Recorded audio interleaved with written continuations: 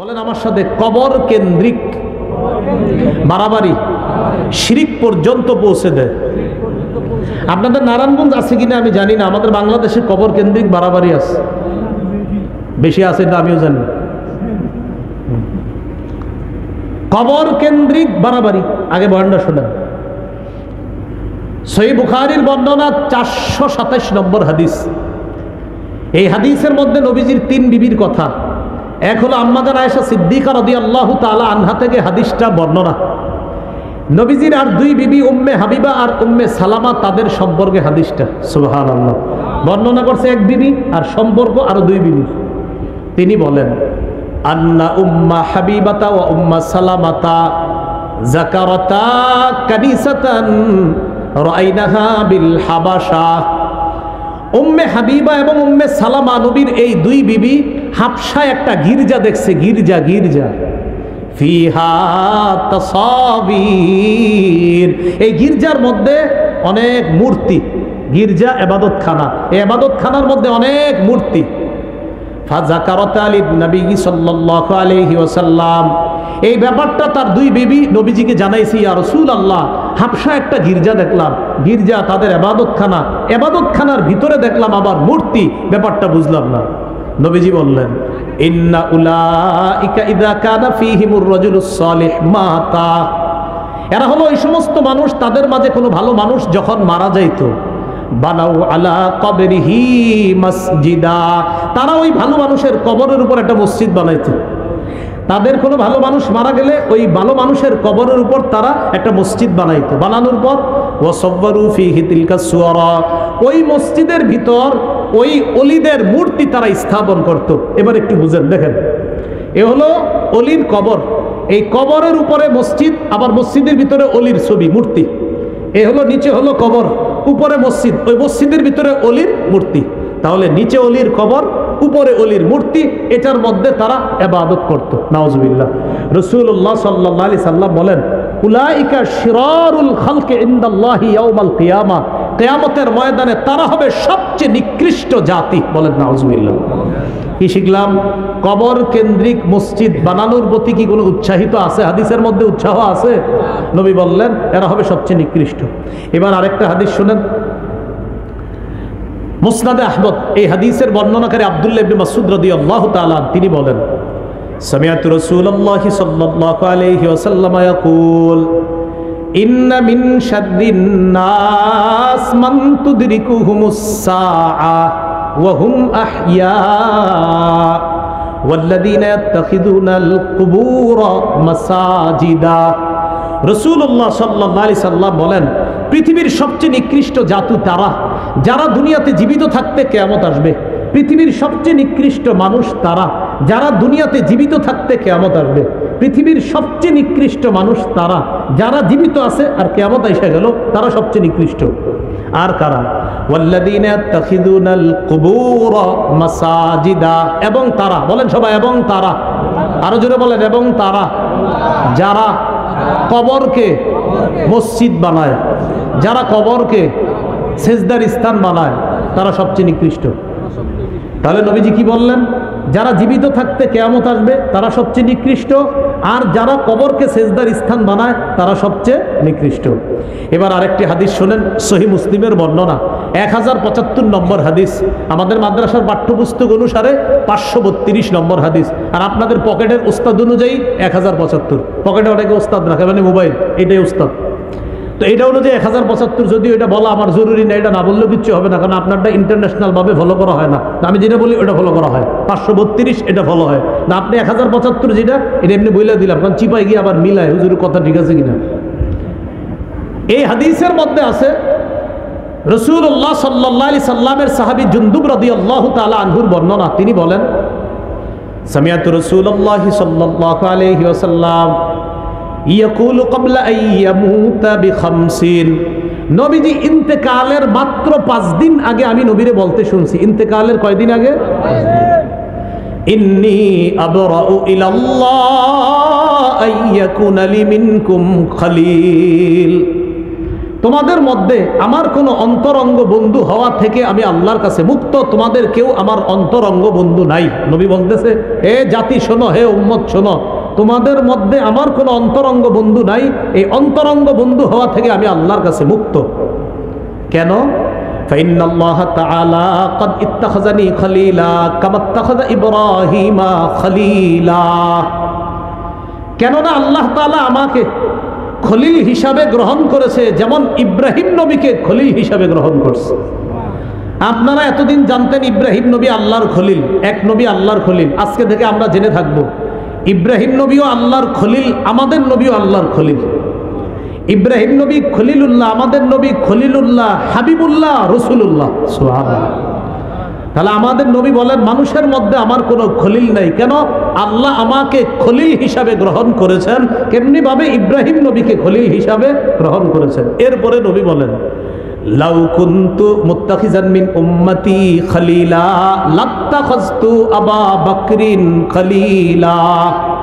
আমি যদি আমার উম্মতের কাউকে আমার অন্তরঙ্গ বন্ধু হিসাবে গ্রহণ করতাম, তাহলে আবু বকরকে আমার খলিল অন্তরঙ্গ বন্ধু হিসাবে গ্রহণ করতাম। তাহলে বলেন তো, আমাদের নবীর কোনো খলিল আছে? নাই। যদি খলিল বানাইতেন মানুষের মধ্যে কাউকে, কোন সাহাবীকে বানাইতেন? আবু বকরকে। কিন্তু নবী কার খলিল? আল্লাহর খলিল। এই কথা বলার পর নবী বলেন, আলা ওয়া ইন্নামান কানা ক্বাবলাকুম, শোনো তোমরা, তোমাদের পূর্ববর্তী জাতি যারা, ইত্তাখাযু কুবুর আমবিয়াইহিম ওয়া সালিহিহিম মাসাজিদা, তোমাদের পূর্ববর্তী জাতি তাদের নবীর কবর আর নেককার মানুষের কবরগুলোকে মসজিদ বানাইছে, সেজদার স্থান বানাইছে। তোমাদের পূর্ববর্তী জাতি নবীদের কবর সমূহকে আর নেককার মানুষদের কবরকে সেজদার স্থান বানাইছে। আলা ফালা তাত্তাখিজুল কুবুর মাসাজিদা, শোনো তোমরা কিন্তু কবরকে সেজদার স্থান বানাও না। নবী কি বুঝাইতে চায়? হে আমার উম্মত, অন্য জাতি যেমন নবীদের কবরকে সেজদার স্থান বানাইছে, নেককার মানুষদের কবরকে সেজদার স্থান বানাইছে, এই কাজ কিন্তু তোমরা করো না। কারণ নবী তো ইন্তেকাল করবে, নবী বিদায় নিবে, নবী আর বেশি দিন বাকি নেই, মাত্র 5 দিন বাকি আছে। নবী ওই 5 দিন আগে বলতেছে, সাবধান, অতীতের জাতি তাদের নবীর কবরকে সেজদার স্থান বানাইছে, এই কাজ কিন্তু তোমরা করো না। নেককার মানুষকে কেন্দ্র করে সেজদার স্থান আমাদের দেশে তালাশ করলো বলেন, হ্যাঁ? নেককার মানুষকে কেন্দ্র করে সেজদার স্থান এই দেশে তালাশ করলো পাবেন। আল্লাহ হেফাজত করেন। এবার শোনেন কি বলে নবীজি বলেন, ইন্নী আনহাকুম আন যালিকা, আমি তোমাদেরকে নিষেধ করে দিচ্ছি। এবার একটা হাদিস শোনেন, আমার দিকে তাকান। এটা হলো একটা কাপড়, মনে করেন এটা কি একটা কাপড়। সহিহ বুখারীর 435 নম্বর হাদিস। রসুল সাল্লাল্লাহু আলাইহি সাল্লাম ইন্তেকাল করবে। আগের হাদিসটা শোনাইছি কি ইন্তেকালের দিন না ইন্তেকালের 5 দিন আগে? এখন যেটা শোনাচ্ছি ইন্তেকাল করবে মানে এই যে নবী যাবে দুনিয়া থেকে, ওই মুহূর্তের হাদিস। 427, এই 435, এই হাদিসটা হলো বুখারীর 435। এই হাদিসের মধ্যে আসছে, লাম্মা নুজিলা বিরাসূলিল্লাহি সাল্লাল্লাহু আলাইহি ওয়াসাল্লাম, নবী যখন মুমূর্ষ অবস্থায়, নবী যখন ইন্তেকাল করবে মুমূর্ষ অবস্থায়, কাদা ইয়াতরাহু খামিসাতান আলা ওয়াজহিহি, নবী তার চেহারার উপর একটা কাপড় দিছে, এইভাবে চেহারার উপর একটা কাপড় দিছে। ফাইযা তাম্মা, প্রাণটা যখন বের হবে অবস্থা, কাশাফাহা আন ওয়াজহিহি, চেহারা থেকে কাপড়টা সরাইছে। তাহলে মুমূর্ষ অবস্থায় কাপড় দিছে, এবার বলতেছে ফাইদা তাম্মা, প্রাণটা বের হবে অবস্থায় কাপড়টা সরাইছে। সরানোর পর বললেন, লানাতুল্লাহি আলাল ইয়াহুদি ওয়ান নাসারা, ইহুদিদের উপর আল্লাহর অভিশাপ, খ্রিস্টানদের উপর আল্লাহর অভিশাপ। কেন? ইত্তাখাযু কুবুর আমবিয়াইহিম মাসাজিদা, তারা তাদের নবীদের কবরকে সেজদার স্থান বানাইছে। নবী বুঝাইতে চায়, আমি কিন্তু চলে যাচ্ছি, সাবধান, আমার কবরকে কেন্দ্র কইরা এই জাতি উল্টাপাল্টা কাজ করবা না। তাহলে কি শিখলাম? ইন্তেকাল করবে অবস্থায় বলতেছে ইহুদিদের উপর অভিশাপ, খ্রিস্টানদের উপর অভিশাপ, তারা তাদের নবীর কবরকে সেজদার স্থান বানিয়েছে। উম্মত এগুলা করবা না। ইউহাদ্দিরু মা সানাউ, তারা যা করছে এই ব্যাপারে তার উম্মতকে নবী সতর্ক করে দিচ্ছে। আল্লাহ আমাদেরকে হেফাজত করেন। এবার আমার সাথে বলেন, কবরকে কেন্দ্র করে উৎসবের স্থান বানানো যাবে না, মেলা বসানো যাবে না। জি রবিউল আউয়ালে বসে আশেপাশে, আমি কি কইছি? আপনারা না বলতেছেন, যদি বৈশা থাকে তো এটা নিষেধ। কবরকে কেন্দ্র করে মেলা বসানো নিষেধ। দলিল আবু দাউদের বর্ণনা 2042 নম্বর হাদিস। এই হাদিসের মধ্যে আছে قال رسول الله صلى الله عليه وسلم لا تتخذوا بيوتكم قبورا, তোমরা তোমাদের ঘরগুলাকে কবর বানায়ো না। ঘর কবর বানায় কিভাবে? নফল নামাজ না পড়লে, জিকির না করলে, কোরআন তেলাওয়াত না করলে ওই ঘর কবরের মতো হয়ে যায়। নামাজ পড়েন ঘরেও, জিকির করেন, নফল নামাজ পড়েন, তেলাওয়াত করেন, না হয় ঘর কবর হয়ে যায়। এরপরে কি বলে দেখেন, ওয়ালা তাজআলু কবরি ঈদা, আমার কবরকে কেন্দ্র করে উৎসবের স্থান বানায়ো না, আমার কবরকে কেন্দ্র করে মেলা বসাবা না, নবী বলতেছে। তাহলে পৃথিবীর শ্রেষ্ঠ যিনি, আল্লাহর পরে একমাত্র শ্রেষ্ঠ যিনি, তিনি বলছে সাবধান, আমি যেখানে ইন্তেকালের পরে থাকবো সেই জায়গা কেন্দ্র করে কোনো মেলা বসাবা না, উৎসবের জায়গা বানাবা না। এরপরে নবী বলেন সাল্লু আলাইয়া, আমার উপর দুরূদ পড়বা, বেশি বেশি দুরূদ। ফাইন্না সালাতাকুম তাবলুগুনি হাইসু কুনতুম, তোমরা যেখান থেকেই দুরূদ পাঠাও সেখান থেকে দুরূদ সাথে সাথে আমার কাছে পৌঁছে যায়। তাহলে কবরকে কেন্দ্র করে মেলা বসানো নিষেধ। বলেন মেলা বসানো কি নিষেধ? এবার আসেন বলেন কবরের উপর বসা নিষেধ, কবর সামনে রেখা নামাজ পড়া নিষেধ। অনেকে আবেগে কি করে, মসজিদের মাঝখানে কবরটা রেখা তার পাশে মসজিদ, ওই আবেগ। আলেম ওলামাদেরকে না জিজ্ঞাসা করে মসজিদ বানায় কি ভাই আপনারা কবর মাঝখানে রাখছেন কেন? আবেগ। এই যে আবেগে মসজিদটা মাঝখানে রাখেন কেন বুঝান, এলাকাবাসী বুঝান, এই জাতীয় কোনো মসজিদ থাকলে গিয়ে বুঝান, ভাই কবরটা কিনারায় নেন, সাইডে নেন। প্রথমে বাহিরে নিতে বললেন না, না আপনারা মারতেও পারে, বলবেন আগে সাইডে নেন। কারণ এ তো এমন এক আকীদায় ঢুকে গেছে যে আকীদা থেকে তাকে বের করতে আপনার অনেক কষ্ট হবে। আবু দাউদের বর্ণনা 3229 নম্বর হাদিস, 3229 3229। এই হাদিসের মধ্যে আসছে রাসূলুল্লাহ সাল্লাল্লাহু আলাইহি সাল্লাম বলেন লা তাজলিসু আলাল কুবুর, কবরের উপর বসো না। এটা একটা, অনেক সময় দেখবেন কবরের পাশে দেয়াল থাকে, এই দেয়ালের উপরে না বসা। এই দেয়াল আছে, কবর পাশে কবর, এই যে দেয়াল, কেন আপনি বসলেন, এই যে বসে এই পাশেই কবর, এটা না করা। এরপরে নবী বলতেছেন ওয়ালা তুসাল্লু ইলাইহা, কবর সামনে রেখে নামাজ পড়ো না। যদিও মানুষ কবরকে সেজদা করে না, কিন্তু কে না জানে কোনো একজন ব্যক্তির ভিতরে যদি আবেগ আইসা যায়, আহারে আল্লাহর ওলি শুয়ে রয়েছে এখানে সেজদা দিতেছে, এই জন্য কবর সামনে রেখা নামাজ পড়াতে নবীজি নিষেধ করলেন। আল্লাহ আমাদেরকে বুঝার তৌফিক দান করেন। এই হলো কবর কেন্দ্রিক বেদাত বাড়াবাড়ি। আল্লাহ আমাদের সকলকে হেফাজত করেন। এই এলাকায় থাকলে এলাকা থেকেও যেন ওই জাতীয় আকীদা সম্পন্ন মানুষগুলাকে সহি আকীদা, বিশুদ্ধ আকীদায় তারা এসে হেদায়েতওয়ালা আকীদায় যেন তারা ফিরে আসতে পারে, আল্লাহ তৌফিক দান করেন। বেদাত থেকে বাঁচার উপায়, বেদাত থেকে বাঁচার এক নাম্বার উপায় বাস মুহাম্মদ সাল্লাল্লাহু আলাইহি সাল্লামের পূর্ণ আনুগত্য করা। বলেন কার আনুগত্য করা? মুহাম্মদ সাল্লাল্লাহু আলাইহি সাল্লামের পূর্ণ আনুগত্য করা। সহিহ বুখারী 7280 নম্বর হাদিস। এই হাদিসে আছে রাসূল সাল্লাল্লাহু আলাইহি সাল্লাম বলেন কুল্লু উম্মতি ইয়াদখুলুনাল জান্নাহ ইল্লা মান আবা, আমার উম্মতের সবাই জান্নাতে যাবে তারা ছাড়া যারা অস্বীকার করে। সাহাবীরা বললেন অস্বীকার কারা করে? নবী বললেন মান আতাআনি দাখালাল জান্নাহ, যে আমার আনুগত্য করে সে জান্নাতে যাবে। ওয়ামান আসানি ফাকাদ আবা, যে আমার নাফরমানি করে সেই অস্বীকার করলো। তো অস্বীকার যে করবে সে সুন্নাহের বাহিরে চলে গেল। আল্লাহ আমাদের সকলকে নবীর সুন্নাহ মেনে নবীর আনুগত্য করার তৌফিক দান করেন। 2 নাম্বার উপায়, বলেন আমার সাথে, সুন্নত বেশি বেশি জিন্দা করা, সুন্নতের ব্যাপক প্রচার প্রসার করা। তাহলে বেদাত দূর করার 2 নাম্বার উপায় হলো সুন্নতের ব্যাপক প্রচার প্রসার করা, সুন্নতের কথা বেশি বেশি বলা, নামাজের পরে মাঝে মাঝে সুন্নত নিয়ে আলোচনা করা। আসরের পরে ইমাম সাহেব যারা আছেন 2 মিনিট 5 মিনিট একটা সুন্নত বলতে পারেন। আমাদের যাত্রাবাড়ি শায়েখের একটা বই আছে, আপনার কিতাব আছে 1 মিনিটের মাদ্রাসা। হ্যাঁ, 1 মিনিটের মাদ্রাসা। তো এইটা আপনি প্রতিদিন পড়ে শোনান। 1 মিনিটের মাদ্রাসা মানে ওই নামাজের পরে সবাই বসবে, 1-2 মিনিট একটু কথা শুনবে। এই এলাকাবাসী যারা আছেন, আহার এই মানুষগুলা কোথায় যাবে? তো আশেপাশের ইমাম সাহেব যারা আছে তাদের প্রতি আবদার থাকবে, আপনারা প্রতিদিন আসরের পরে আপনি যেভাবে সুন্দর হয় আর কি, মানে আমার একটা আবদার রইল আর কি, আসরের পরে 2 মিনিট 3 মিনিট একটু একটা কিতাব পড়ে শোনায় দেন যে প্রিয় মুসল্লি ভাইয়েরা এখন একটা সুন্নত আপনাদেরকে শোনায় দেওয়া হবে। তো এই সুন্নতটা আপনি তাকে বলেন, 1 দিন বলেন, 2 দিন বলেন, 3 দিন বলেন, আরে কে জানে আপনি 10 দিন 5 দিন 15 দিন 20 দিন বলার পর হতেও তো পারে তিনি ওই কাজ শুরু করে দিয়েছে, আমল শুরু করে দিয়েছে।